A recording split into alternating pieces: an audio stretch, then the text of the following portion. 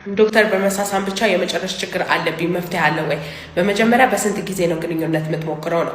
ለብዙ ጊዜ ግንኙነት ሳታደርግ ገና መሳሳም ላይ ውሃ ከለር የሆነ ፈሳሽ መፍሰስ አለበት፣ ይፈሳል።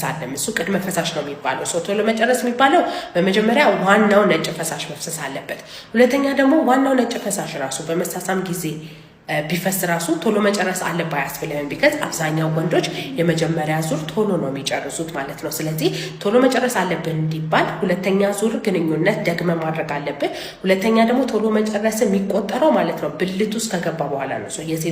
የሴት ብልት ውስጥ ከገባ በኋላ ነው የሚቆጠረው ማለት ነው። ስለዚህ እንደዛ ከሆነ የእድሜ ልክ ቶሎ መጨረስ ከሆነ ከ1 ደቂቃ በታች ከሆነ በኋላ የመጣ ቶሎ መጨረስ ከሆነ ደግሞ ከ3 ደቂቃ በታች ከሆነ ነው። ስለዚህ ምን ታደርጋለህ? የመሳሳሙን ነገር በደንብ ለማለፍ ትሞክርና ቢያንስ ሁለተኛ ዙር ግንኙነት ለማድረግና ወደ ሴት ብልት ለመገናኘት ሞክራለህ።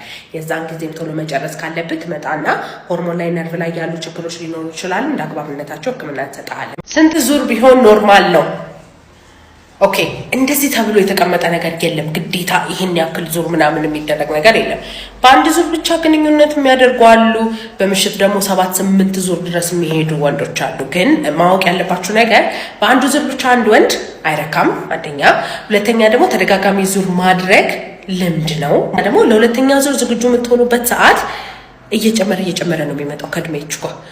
20 ዓመት ላይ ያለ ወንድ በ5 ደቂቃ ተረክ ብሎ ለሁለተኛ ዙር ዝግጁ ሊሆን ይችላል።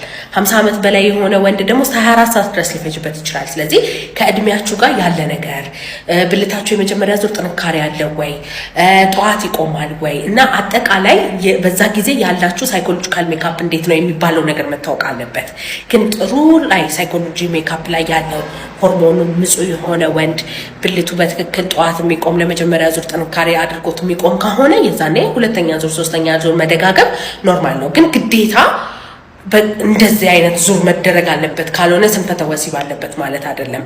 ግን ለሁለተኛ ዙር ዝግጁነት እየፈለጋችሁ አቅም ካጣችሁ የዛኔ ነርቭ ላይ ደም ስር ላይ ሆርሞን ላይ ያሉ ችግሮች ሊኖሩ ይችላሉ። መታችሁ መቻከም ትችላላችሁ። አፈሰሰ ማለት ረካ ማለት አይደለም። ቶሎ መጨረስ ያለባቸው ወንዶች ሚስቶቻቸው አንተማ ራስህን አረካ፣ በቃ አንተማ የራስህን ነገር በቃ አረካ፣ እኔ ምን አገባ ስለኔ ምናምን ብለው ብዙ ጊዜ ንግግር ይናገራሉ። አንደኛ ይሄ ንግግር ካልጋ ውጪ የሚደረግ ነው። ኢሞሽናል ሆናችሁ የምትናገሩት ነገር አይደለም። ሁለተኛ ፈልገው የሚያመጡት ነገር አይደለም። ኦኬ። ሶስተኛ ደግሞ የመጀመሪያ ዙር ቶሎ መጨረስ አለበት ማለት የምትደነግጭበት ወይ የምትናደጅበት ነገር አይደለም፣ ማለፍ ያለብሽ ነገር ነው። አራተኛ በትክክል ቶሎ መጨረስ ካለበት ለሁለተኛ ዙርም ቶሎ የሚጨርሰው። ቶሎ መጨረስ ያለባቸው ወንዶች ለራሳቸው ራሱ እርካታ የለባቸው።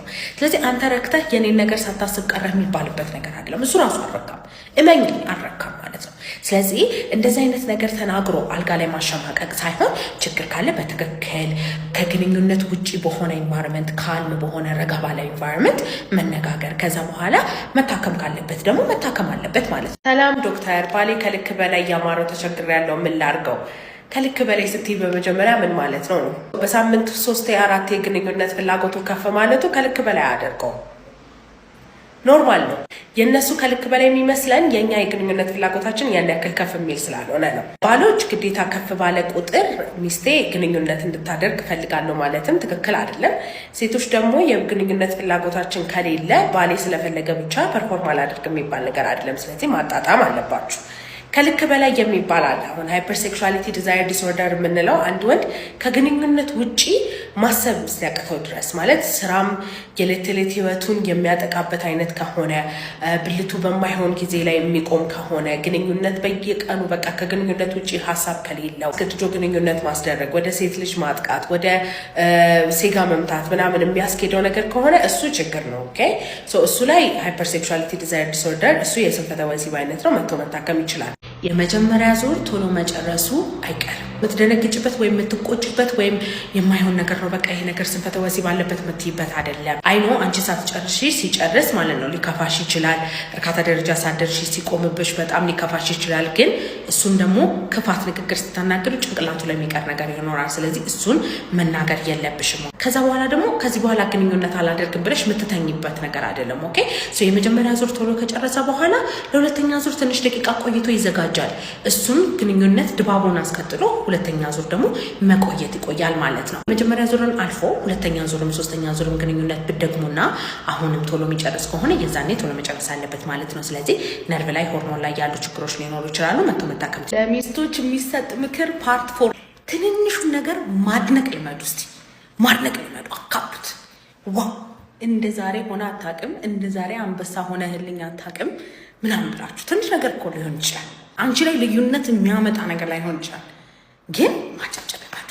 ከዛ ስነ ልቦናዊ የሆነ በመድከም በመሳቀቅ በስትረሳቸው አላስደስታትም ከሚል ፍራቻ የሚመጡት ስንፈተ ወሲቦች ማለት ነው አልጋችሁን ትቶ ሲወጣ ታዩታላችሁ። 60% የሚሆኑ ስንፈተ ወሲቦች ስነ ልቦናዊ ናቸው። 40% ናቸው አካላዊ። አካላዊ የሆኑ ነገሮች ደግሞ ሁኔታ አይመርጡም።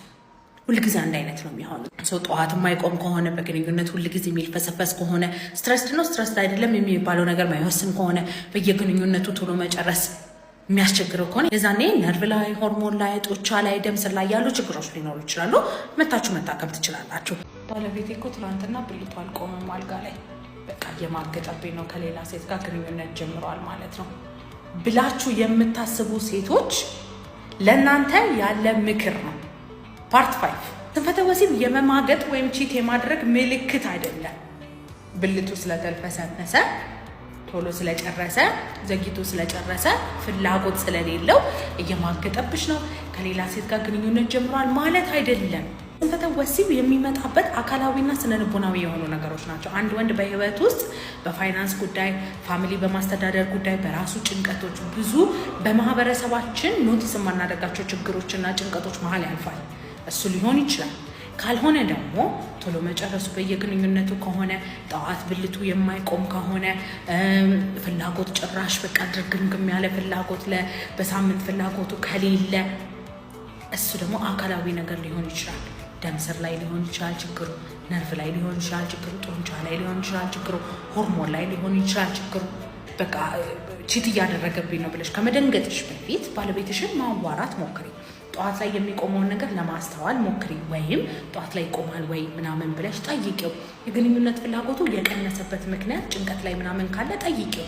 ከዛ በኋላ ያሉ ችግሮች ካሉ መቶ መታየት ይችላል። ወንዶች ይህን ቪዲዮ ለሚስቶቻችሁ ላኩላችሁ። አልጋ ላይ በመሟሟቅ ደረጃ ወይም መሀል ላይ ፍስፍስ ሲሆንብሽ ወይም ቶሎ ሲጨርስብሽ አንቺ እርካታ ደረጃ ሳትደርሺ የሆነ ነገር ከሆነብሽ አልጋ ላይ አይደለም የምትናገሪው፣ ስሜታዊ የሆነሽ አይደለም የምትናገሪው፣ ክፉ ባለው ቃላት ወይም ስድብ በተሞላበት ንቀት በተሞላበት ነገር አይደለም የምትናገሪው። እሱ ፈልጎ ያመጣው ነገር ስላልሆነ ማለፍ መቻል አለብሽ። ከዛ በኋላ በተረጋጋ ሁኔታ ራት አዘጋጅተሽ ስሜቱን በማይጎዳ ጭንቀት በሌለበት የግንኙነት ጊዜ እሱ ራሱ ሽምቅቅ ብሎ በሚቀመጥበት ጊዜ ሳይሆን ረጋ ባለ ሁኔታ ላይ ቁጭ አድርገሽ ግንኙነት ላይ እንደዚህ ችግር እያየው ነው፣ አንተ ራስህ የምታስተውለው ከሆነ አላቅም፣ ግን እንዲህ የሆንክብኝ ነው፣ ከድሮ በእንደዚህ አይነት ነገር ቀንሰህብኛል፣ ከድሮ እንደዚህ አይነት ነገር እየተፈጠረ ነው፣ ስለዚህ ችግር ያለ ይመስለኛል እና ሕክምና ብናደርግ መልካም ይመስለኛል ብለሽ ብታናግሪው እሱም ማለት ነው ነገሮችን ለማስተካከል ሞራልና ድፍረት ይኖራል። ስለዚህ ስንፈተ ወሲብ ያለው ባል ያላችሁ ሚስቶች ለንግግራችሁ ጊዜና ሁኔታና አይነት በደንብ ተጠንቀቁ። እና ማንኛውም ስንፈተ ወሲብ ካለባቸው ደግሞ ጡንቻ ላይ፣ ነርቭ ላይ፣ ደም ስር ላይ፣ ሆርሞን ላይ ያሉ ችግሮች ሊኖሩ ይችላሉ። መጥቶ መታከም ይችላል።